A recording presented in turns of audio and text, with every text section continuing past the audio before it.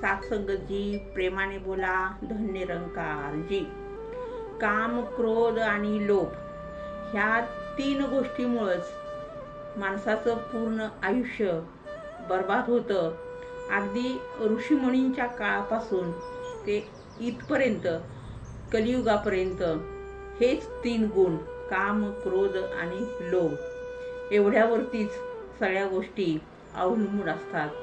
आणि मग यातलीच जर एक एक उक्ती आपण तपासून पाहायचा प्रयत्न केला तर माऊलींनी ज्यावेळेला ज्ञानेश्वरी लिहिली तर ज्ञानेश्वरी लिहिण्याच्या अगोदरची पार्श्वभूमी जर आपण पाहिली तर माऊलींना कुणीही भिक्षा दिली नव्हती आणि त्यामुळं माऊलींनी त्या झोपडीचं दार आत लावून घेतलं आणि भयंकर क्रोध माऊलींच्यामध्ये निर्माण झाला होता.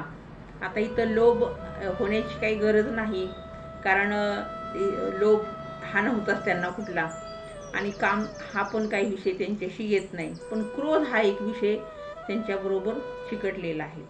आणि मग ज्यावेळेला मुक्ता येते आणि मुक्ता म्हणते, काम क्रोध दूर सारा, ताटी उघडा ज्ञानेश्वरा.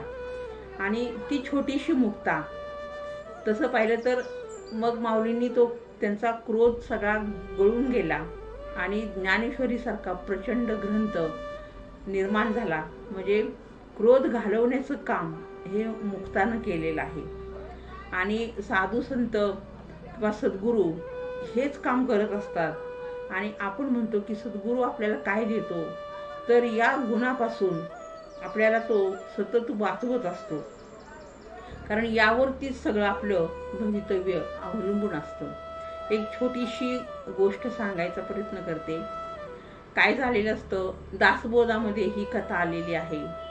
दासबोधामध्ये सांगितलेलं आहे रामदास स्वामींनी की एक सुबोध नावाचा एक युवक असतो आणि त्याचं लग्न कामिनी या मुलीशी होतं आणि दोघांचा संसार खूप सुखाचा चाललेला असतो. कालांतराने त्यांना एक मुलगा होतो, 8-10 वर्षाचा मुलगा होतो आणि ती कामिनी आजारी पडते. आता आजारी पडल्यानंतर दुसरं कोणच नव्हतं बरोबर राजा राणीचा संसार. आणि मग अशा वेळेला काय करायचं म्हणून अतिशय प्रयत्न तो सुबोध करत राहिला. वैद्य झाले, हाकीम झाले, सगळीकडं ते अंगारा दुपारा जे काय असेल ते सगळं केलं जेणेकरून पत्नी आपली लवकर बरी होईल. कालांतराने काय होतं, दिवसांदिवस चाललेले असतात आणि कामिनीची प्रकृती अधिकाधिकच खालवत जाते. आणि मग एक दिवस रात्री स्वप्नामध्ये कामिनीच्या एक पेरूचं झाड येतं आणि त्या पेरूच्या झाडाला असे लाल बुंद पेरू लागलेले असतात. आणि त्याकडं बघून कामिनीला असं वाटतं की त्यातला जर एक पेरू मी खाल्ला तर माझी तब्येत पूर्णपणे बरी होऊन जाईल, किंवा हा एक तिला दृष्टांतच असतो. सकाळी लवकर उठते, पतीला सांगते की मला तो जर लाल रंगाचा पेरू खायला भेटला तर माझी तब्येत बरी होईल, असं मला एक ईश्वरी संकेत स्वप्नामध्ये आलेले आहेत. आणि मग तिचा पती वेड्यासारखा तो लाल पेरू कुठं सापडतोय का म्हणून सगळीकडे शोधाशोध करायचा प्रयत्न करतो, पण दैवयोगानं किंवा दुर्दैवानं त्याला तो पेरू कुठेही भेटत नाही. अगदी सगळी गावं तपासून झाली. शेवटी तो एका शेतकऱ्याकडे गेला आणि शेतकऱ्याला म्हटला की माझ्या आता बायकोचे प्राण ह्या पेरूमध्येच आहेत आणि काहीही करून मला हा पेरू भेटेल असं एखादं ठिकाण सांगा. त्यावेळेला तो म्हणतो की परराज्यामध्ये जाऊन तू चौकशी कर. मग तो एक घोडा घेतो आणि जवळजवळ 15 दिवस त्याला बाहेरच्या राज्यामध्ये जाण्यासाठी लागतं. आणि तिथं गेल्यानंतर पुन्हा एका शेतकऱ्याकडे जातो आणि तो शेतकरी सांगतो की अमक्या ठिकाणी एक बाग आहे आणि तिथं सगळ्या जातीचे पेरू आहेत, तिथं हा पेरू तुला सापडेल. आणि मग तो सुबोध काय करतो, त्या बागेमध्ये पोहोचतो आणि सुदैवानं त्याला तो पेरू भेटतो. आणि मग तो 3 पेरू घेतो, ते व्यवस्थित ठेवतो पाण्यामध्ये. तो शेतकरी म्हणतो लवकर खराब होणार नाहीत, तू तात्काळ हे घेऊन जा. परत घोड्यावरती बसून अगदी गावी येतो. आणि गावी आल्याबरोबर त्यातला एक पेरू स्वतःच्या हाताने चिरतो आणि त्या अर्धांगिनीला खायला देतो. तिनं तो पेरू खाल्ला की एका दिवसातच ती बरी होते. आणि बरी झाल्यानंतर पुन्हा सुरळीत संसार चाललेला असतो. म्हणायचं 2 दिवसात सगळ्या घरामध्ये आनंद असं वातावरण निर्माण झालेलं असतं. आणि तिसऱ्या दिवशी काय होतं, अगदी पहिल्यासारखी ती होती एवढा चमत्कार त्या पेरूनं घडवून आणलेला असतो. तिसऱ्या दिवशी काय होतं, तो कामावरती गेलेला असतो आणि कामावर निघालेला असतो. तेवढ्यात एक माणूस एक पेरू घेऊन त्याच लाल रंगाचा चाललेला असतो. त्यावेळेला सुबोधला एकदम अचानक बघतो तो आणि म्हणतो, हा पेरू तर माझ्या घरी आहे, पण ह्यानी का कुठून आणला? मग त्याला विचारतो, हा पेरू तुला कुणी दिला? तर तो म्हणतो, माझी एक प्रेयशी आहे, त्या प्रेयशीनं माझ्यासाठी हा जपून ठेवला होता आणि तो मला आत्ताच तिनं दिला. मग तो लॉजिक त्याला लावतो की हा इकडूनच आला, प्रेयशी म्हणजे माझीच बायको असणार.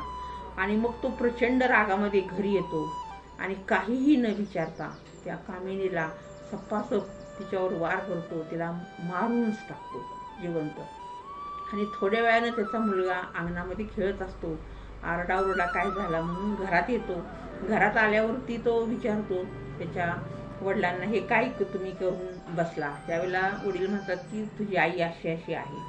मग त्यावेळेला तो मुलगा म्हणतो, बाबा असं नाही, मग अशी एक माणूस आला होता आणि मी असे पेरू मुलांना दाखवत होतो की इथं कुठंच नाहीत आणि त्याने बघितला आणि माझ्याकडून तो पेरू हिसकावून घेऊन गेला. मग त्याला इतका पश्चाताप होतो, तो रडतो मुलाला घेऊन की आता माझं काही खरं नाही, बायको पण गेली आणि मुलाच्या जो इथं पण काय आपली इज्जत राहिली नाही. आणि मग तो इतका विचार करतो रात्रभर आणि ते संस्कार करतो बायकोचे. दुसऱ्या दिवशी त्या मुलाला घेतो आणि त्या राजाकडे जातो आणि राजा त्यावेळेला राजेशाही होतं. आणि मग तिथं गेल्यानंतर त्या राजाला तो सांगतो, म्हणतो माझ्याकडून असा असा अपराध झालेला आहे, मला जी शिक्षा असेल ती द्या. राजा सगळे शांतपणे ऐकून घेतो. निरपराध स्त्रीला मारल्यामुळं तुला सुळावरतीच देणं योग्य ठरेल म्हणून शिपायांना सांगतो की ह्याला सुळावरती द्या, म्हणजे फाशी द्या. आणि त्याला त्या सुळावरती घेऊन जातात. त्यावेळेला तो त्या सुळाच्या पाया पडतो आणि म्हणतो की इथपर्यंत मी पोहोचलो याचं फक्त एक कारण आहे, तो क्रोध आहे. आणि ह्या क्रोधामुळं बायको गेली, मुलाला पण लांब ठेवावं लागलं आणि आता सरते शेवटी ही फाशीसुद्धा ह्या एका क्रोधामुळं, 1-2 मिनिटाचा क्रोध एवढा भयंकर असेल तर आपण विचार करा की आपल्याला जन्मल्यापासून मृत्यूपर्यंत किती आपल्या मनामध्ये असा राग ठासून भरलेला असतो. म्हणून सद्गुरूकडं का जायचं किंवा सद्गुरू करून का घ्यायचा, तर ह्या विषयावरती सद्गुरू नक्की आपल्याला वाट दाखवत राहतो. आणि कदाचित राग ही गोष्ट अशी आहे की ती मनातून 100% जाऊ शकत नाही, पण कमीत कमी तो सुबोध त्याला विचार करण्यापुरता तरी वेळ दिला असता, म्हणजे 1-2 मिनटं तरी त्याचा राग कंट्रोल त्याला करता आला असता. आणि 2 मिनिटामुळं हे सगळं पुढचं रामायण घडलं नसतं. म्हणून सद्गुरू हा का श्रेष्ठ आहे की अशा गोष्टीपासून आपल्याला मन शांत राहतं आपलं. आणि शांत मन नेहमी राग आला तरी सुद्धा त्यामध्ये शांतपणानं तोडगा काढत असतं. व्हिडिओ मोठा होतोय, सगळेजण बघता, व्हिडिओ लाईक करत जा, नवीन असाल तर चॅनल सबस्क्राईब करा. आणि सगळ्यांना धन निरंकार, प्यार से कहिए धन निरंकार जी. राम कृष्ण हरी.